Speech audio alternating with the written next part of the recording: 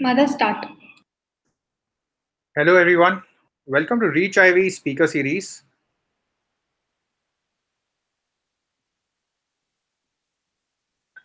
Olin School of Business. Before I get started, I'll just quickly introduce myself. I'm a senior counselor at ReachIvy. ReachIvy is a premium education and careers advisory. Our study abroad and career consultants help aspiring students get accepted into Ivy League schools and other top-ranked schools like Babson. I have done my MS in Electrical and Computer Engineering from Carnegie Mellon University and have an MBA from the Indian School of Business. I primarily work in the technology sector. I've worked in companies in the Bay Area, such as NVIDIA and Salesforce.com, and in tech companies in India, such as eBay, Quicker, and HT Media. Now over to Johanna, and then we can get started with the questions we have. Johanna? Hi, good evening. I'm glad to be here and have the opportunity to talk with you and ReachIvy. I am one of the associate directors here at Babson College in the graduate admissions office, and I've had the fortune of being here for almost 5 years at this point and learning so much about the school, entrepreneurship, and especially getting to know the students. So it's my pleasure to have the opportunity to talk with you today and hopefully answer some questions that are helpful for your understanding of Babson College. Thank you so much, Johanna. We have a few questions for you and I can get started. So, sure. Can you share with us a little about Babson College and especially Olin Graduate School of Business and the MBA program? Absolutely. So if people know anything about Babson College, they probably know our ranking in entrepreneurship. We've been #1 for entrepreneurship for over 25 years now, globally. And that's so not just in the US, but #1 for entrepreneurship in the world in terms of business education. But we view entrepreneurship a little bit differently. So as you probably know, entrepreneurship, the traditional definition of entrepreneurship is starting a new business, right? So at Babson, we see entrepreneurship as a way of thinking and acting. It's a methodology we view as entrepreneurial thought and action, ET&A. We love acronyms at Babson, so I'll try to make sure that I define them as we go. If I forget one, please don't hesitate to ask me. Sure. But what it means is that we, ET&A is balancing action, experimentation, and creativity with a deep understanding of business fundamentals and rigorous analysis. So this really creates an ideal approach to creating economic and social value everywhere, which is our mission.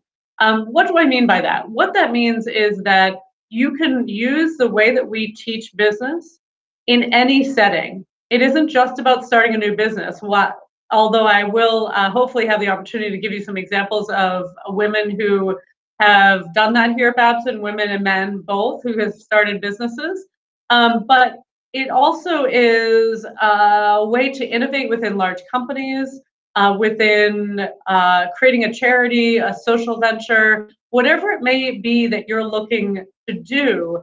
It's a creative way that provides you with a holistic education that helps you make smart risks and helps you to make smart decisions in ambiguous space.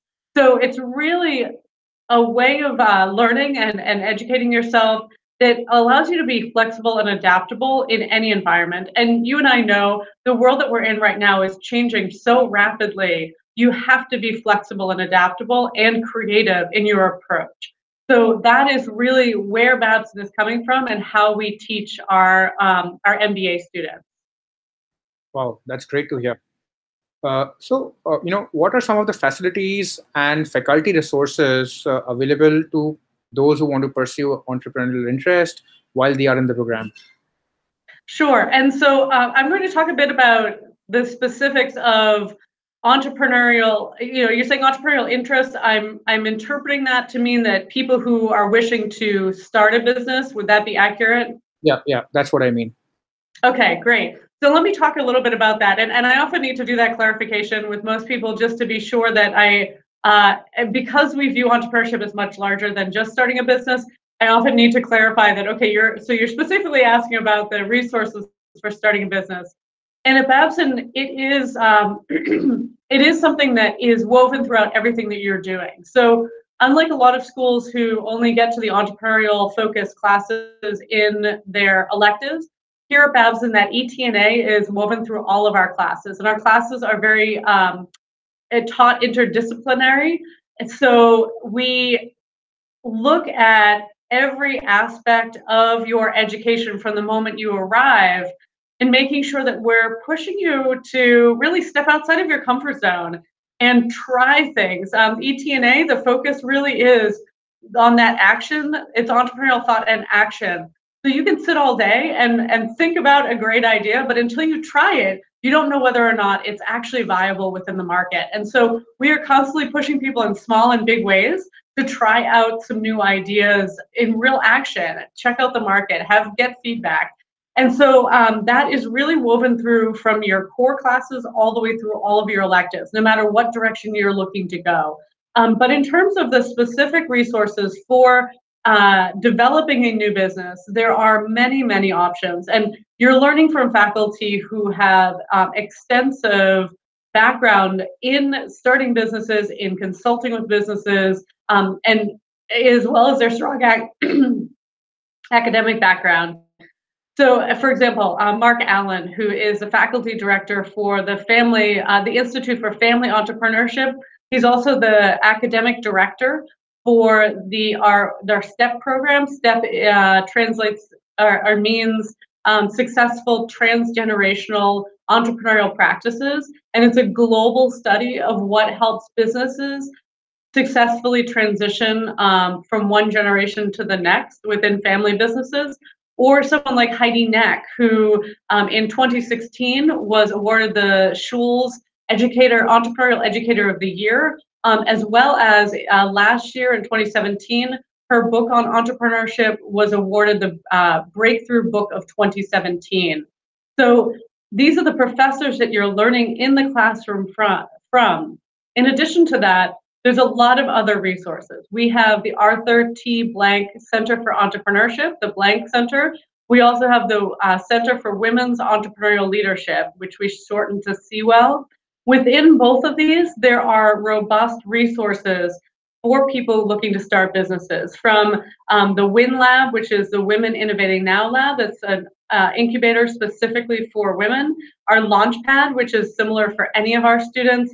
Our Summer Venture Program, I'm actually really looking forward to tomorrow because I'll have the opportunity to attend the Summer Venture Showcase. And what that is there are, I believe, 15 teams this year who've just spent the last 10 weeks of their summer between their first and second year or right after graduation, working on an entrepreneurial idea that they want to pursue full time. And so they've had 10 weeks of full-time work, mentoring, feedback on their idea, and they're presenting it in downtown Boston to the larger community, the Boston community at the Federal Reserve Bank, and presenting what they've been working on for the last 10 weeks in that environment and getting feedback. It's one of my favorite days all year to hear what the students are creating, and there's so many different ideas that come out of that, and real businesses that come out of that.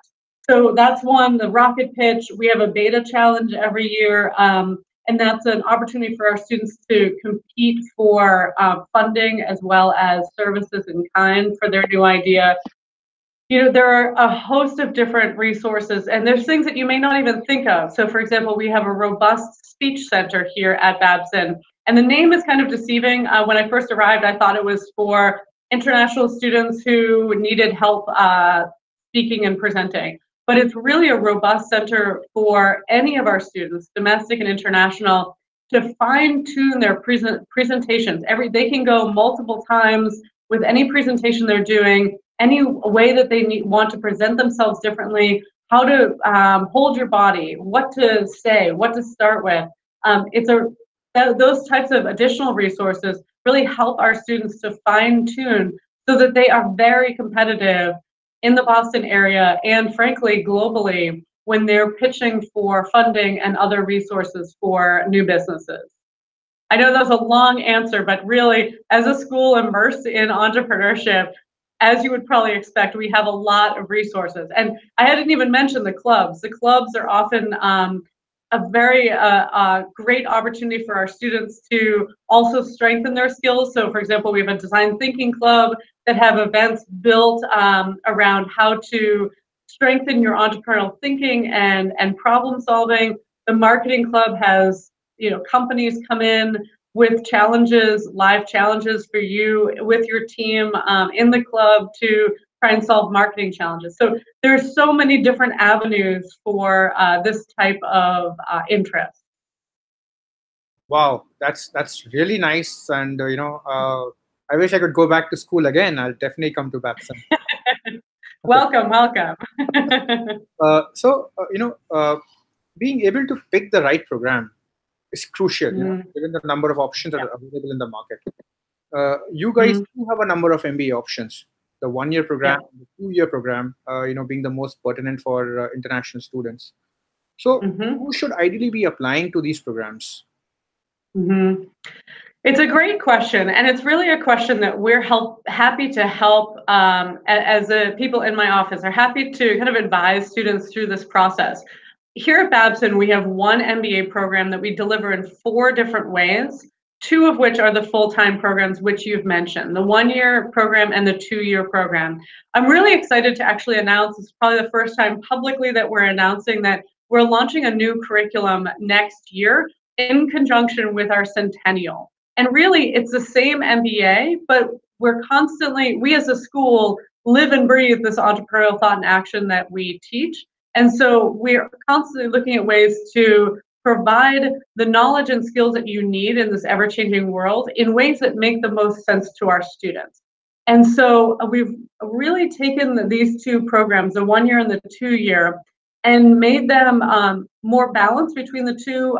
Balance isn't the right word, but made them more flexible so that students can more quickly start to pursue the knowledge that will really help them move forward in the career that they're interested in, and or start to very much focus on their entrepreneurial startup idea much earlier in the program than the curriculum that we have had previously. As a result, the differences between the 1-year and the 2-year are very minimal. The only difference right now, starting in next year, is the number of electives that you're taking in the fall and spring semester. So what do I mean by that? The 2-year, as in most 2-year programs, when you arrive, you're doing core classes. But here at Babson, we have cut out an entire semester of core classes. We really want you to be able to, and the students to be able to tailor their education as early as possible. So we now only have 1 semester of core classes. And then you start to take foundational electives as well as advanced electives. And that's a more complicated explanation that's needed right now. But let me switch to the 1-year. So the 2-year, as expected, you have a fall and spring semester, a break in the summer, and then a fall spring semester. The new curriculum, there's 1 semester of core and 3 semesters of elective classes. And that averages to about 12 credits, and the last semester it's 9 credits of electives. And you can take more if you are interested in taking additional electives also in that last semester. The 1-year, on the other hand, you start in May versus in late August with the 2-year.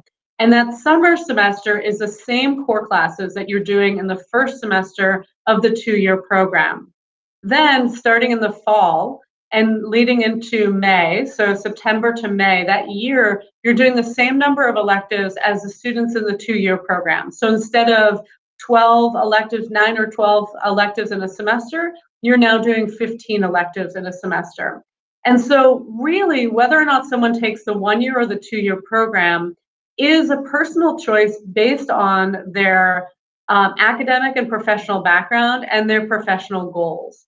So what we traditionally find, and we think this will continue to be the case even with this newly designed curriculum, is that the 1 year tends to be for people who are pretty focused and very clear about where they want to go with their career. And they don't necessarily need 2 years to explore and to take in the MBA knowledge. They want to come in, take their MBA, get that classwork, get the additional experience, and then more quickly move back into their professional goals.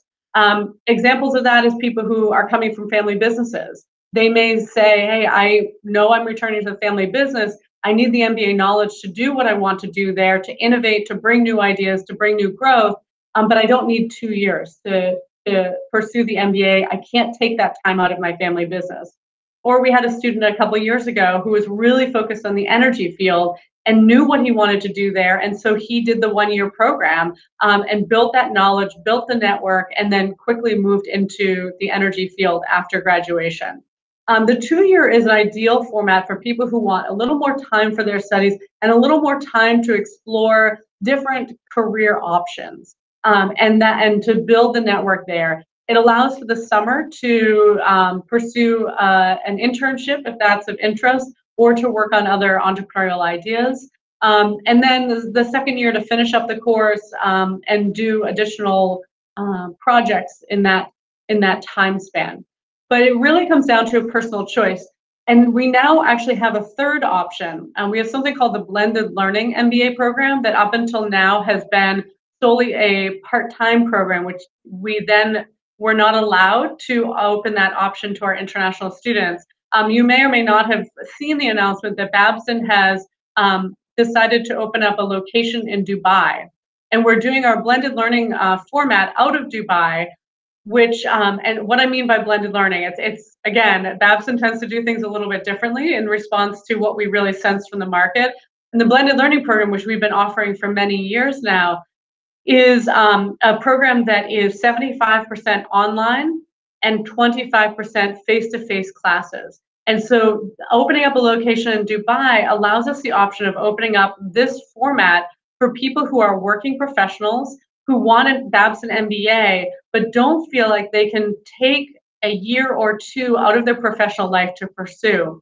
And all this requires is periodic trips to the Dubai campus for, I think it's a 4 or 5 day intensive face-to-face classes, and then a number of weeks where your interaction is online collaborative classwork.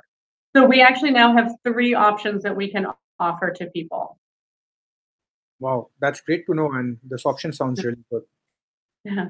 So, moving on, in what way does Babson support women who wish to pursue business?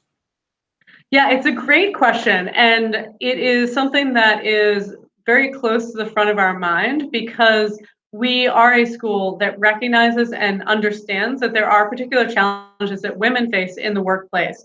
One of, as I mentioned, we are celebrating our 100th anniversary next year, and one of the centennial priorities, there's 3 priorities that the school wants to further focus on and develop in the coming 100 years, is women, and especially, well, women in the workplace, both entrepreneurs and those who are looking to build a career in a more traditional path. In 2017, Babson earned the number 8th spot with the Princeton Review's Greatest Opportunities for Women. And we just want to continue to maintain it and even move up the rankings in that. It's a strong focus for us. So we have a number of different ones. In passing, I mentioned previously our Center for Women's Entrepreneurial Leadership, CWEL, which is a robust center here, academic center that has both research and opportunities. If I may read it, it's a gender enlightened business ecosystem for empowering women leaders through educational programs, events, and research which promote gender equality. And seeing this as really a growth strategy. And so this is not just a center for the women students, but also for the men to understand the particular challenges that women face. And in terms of entrepreneurship specifically, CWEL is the publisher for the Diana Project, which is a report on the entrepreneurial efforts of women around the world, and frankly, highlighting the challenges that women face when they're looking to start new businesses. So, for example, in the US, only less than 3% of the venture capital money that goes to startups go to startups with a female CEO. And so we're looking to try to change that through a number of different projects that we have here at Babson. We also have students supporting students. So our the Babson Alliance of Women MBAs, we shorten to BAMBA. This is a student-led club that is incredibly strong here at Babson, and that provides the students with leadership opportunities as well as a support network that gives you the opportunity to find a mentor, to be a mentor, to attend events, create a network across women professionals. So there's a lot of different ways in which we support our students.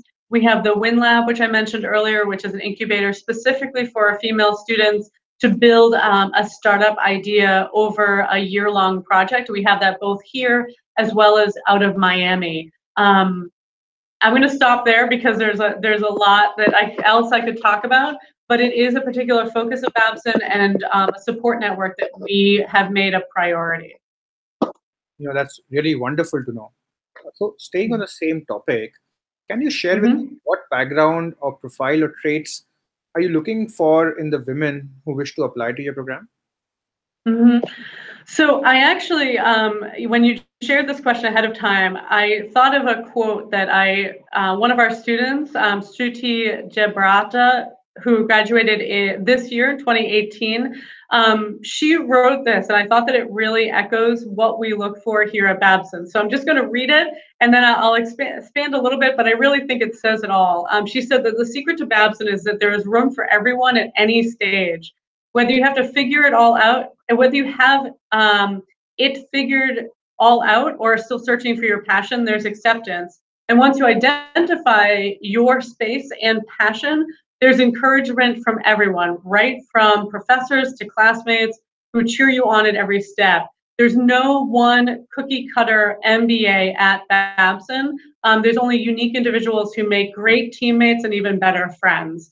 So I know that's a vaguer answer than maybe some people watching this webinar were hoping for, but I think that one of the important things that we look for in our applicants is people who understand that uniqueness of Babson. That we're looking for people who are incredibly collaborative, who are passionate about something, who want to develop a passion for something that will help create economic and social value everywhere, to really live out our mission and to do that collectively with other students.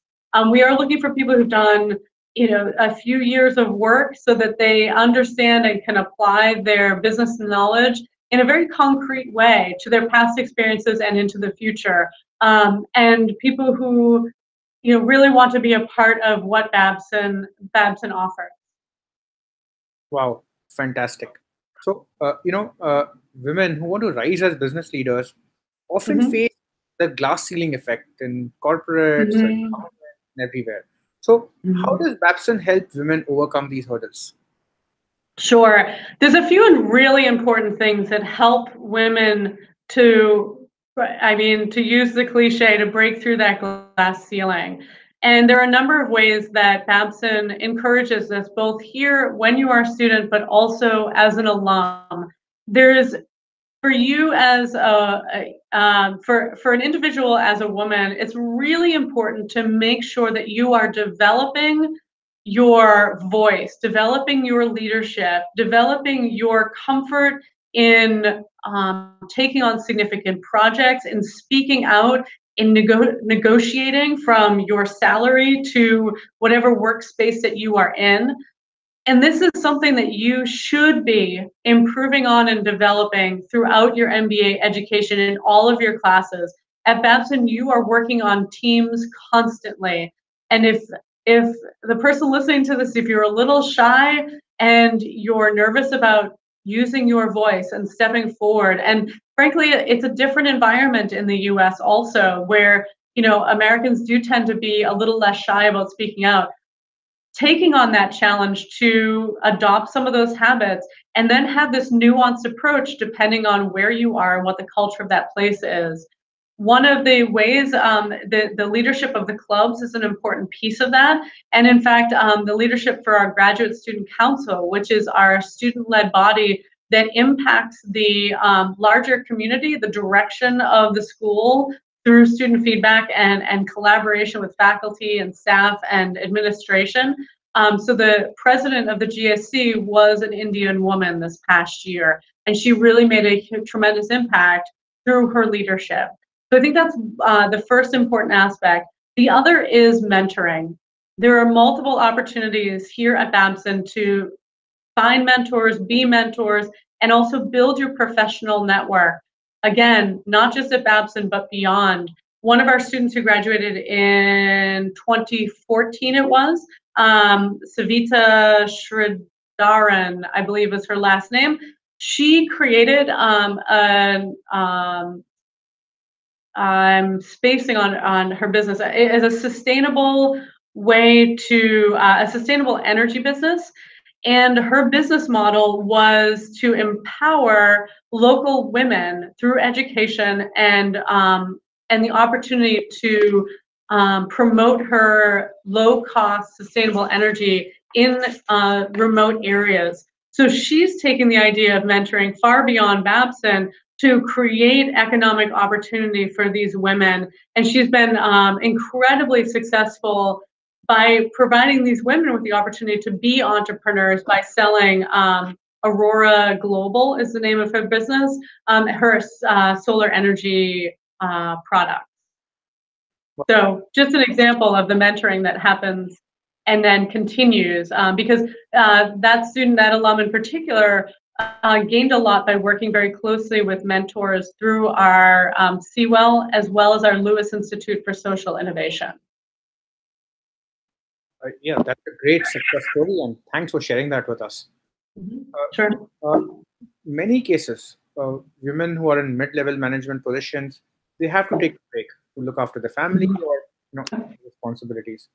So how do such women compete in this highly dynamic business world to ensure that they stay ahead of their peers? Yeah, absolutely. This isn't unusual, and in general, what we're finding is that employers understand this type of gap and the reasoning for it. But there are generally two obstacles for women who are looking to re-enter the workforce. The first is a perception that, true or not, that her professional skills are not current. And second, that she's the issue is that she may have lost that professional network and contacts that she had developed when she was actively working in a company or a professional work environment. And so it's important to have a women-focused support network, and so that they have advocates and peers who will help advocate for them. Academically, through coursework and our new curriculum, we're providing women with the ability to really concentrate earlier in their academics on that industry that they're looking to rebuild their skills. They're looking to enhance and bring them to be very current set of skills through the coursework, the academics, the co-curricular. All of that really can demonstrate like robust and current skills, knowledge, and talent. And then our Center for Career Development, CCD, this is a phenomenal way to network. That's something that you'll hear throughout the MBA is really building that professional network in an honest way, in a way that shows your interest in that industry. And so working with CCD as well as the faculty and the faculty connections, because our faculty are very close with our students, it's important to make sure that they're aware of what you're interested in and see if they would connect someone in their network to you to build that larger network. So it's really important to have kind of a holistic program for building up the skills and building up that network. And it's not unusual. So we have a student who just graduated, Stuti, who had a 2-year gap prior to the MBA because she moved to the US with her husband when he gained employment here. And She, prior to coming, was a medical doctor who worked as a manager of health and HIV at World Vision India. While she was here at Babson, she worked as a graduate assistant for the, I think it's the Leonard Schulsinger Fund for Global Healthcare Entrepreneurship. That's what it is at Babson. She also interned at Boston Children's Hospital in the Technology and Innovation Office. And she's now a licensing manager for Partners Healthcare Innovation. So she was able to really take both the classroom experiences as well as the co-curricular opportunities to build her network to land a phenomenal job after graduation. Fantastic. So, what advice would you like to give to an aspiring woman MBA candidate who is looking to venture into entrepreneurship? So if you are a woman who's looking to do entrepreneurship, to start a new business here at Babson, don't be shy. Don't be shy about advocating for your idea in the classroom, especially. Many of our courses include team projects. Many of those are looking to apply that coursework to a real idea and new innovation. So don't be shy about speaking up and saying, hey, I actually have this business that I'm looking to create. Do you mind if we apply this class experience, this team project directly to my business? We have an entrepreneurship intensity track that includes all classwork to help you build a business. So be that advocate for yourself and make sure that you are utilizing the opportunities throughout your coursework to move your business forward. This alum from a few years ago, Abby Spiker, was a prime example of that in my mind. Even in her marketing class, which wasn't necessarily a specific, entrepreneurship class, she pitched to her team to work on her business idea, and she has been phenomenally successful. A year out, she launched before she even graduated. She was on Shark Tank and won a contract with Mark Cuban. I mean, she is now a national organization, only 3 years out of graduation. So it's really important to advocate for yourself and to leverage all of the resources inside and outside of the classroom, not just the co-curricular activities, but the faculty, your classmates' experiences. There's such a close relationship with faculty. Don't be afraid to say, hey, can you help me with this? Bob Turner, one of our professors, often tells a story of where he was in California getting on a plane to fly back to Boston and ended up seated next to two Babson alums who were working on an entrepreneurial project. And they spent 6 hours of that flight looking at him, helping them look at the accounting of their new business. So there's really a close relationship, and the faculty here at Babson are so excited about their students. They really get to know you very quickly, and they want to help you succeed. So please don't hesitate. Don't be shy. Don't be shy in any of these arenas. Really put yourself out there to be successful. Wow, that's fantastic advice. And finally, is there any type of financial aid available to international women students who are applying to the program? And if so, can you tell us a little more about who the ideal candidate would be who would get this aid? Sure, happy to do that.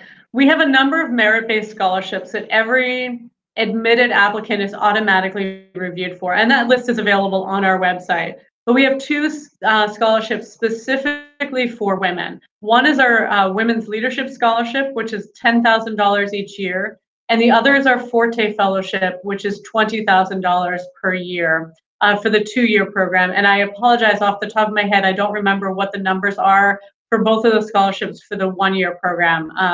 So forgive me, that's something I'd certainly be willing to follow up on if it's helpful for people.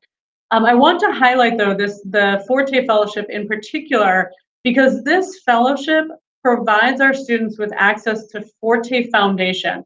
Forte Foundation is a nonprofit organization it's a consortium of leading companies and top business schools working together to launch women into fulfilling significant careers.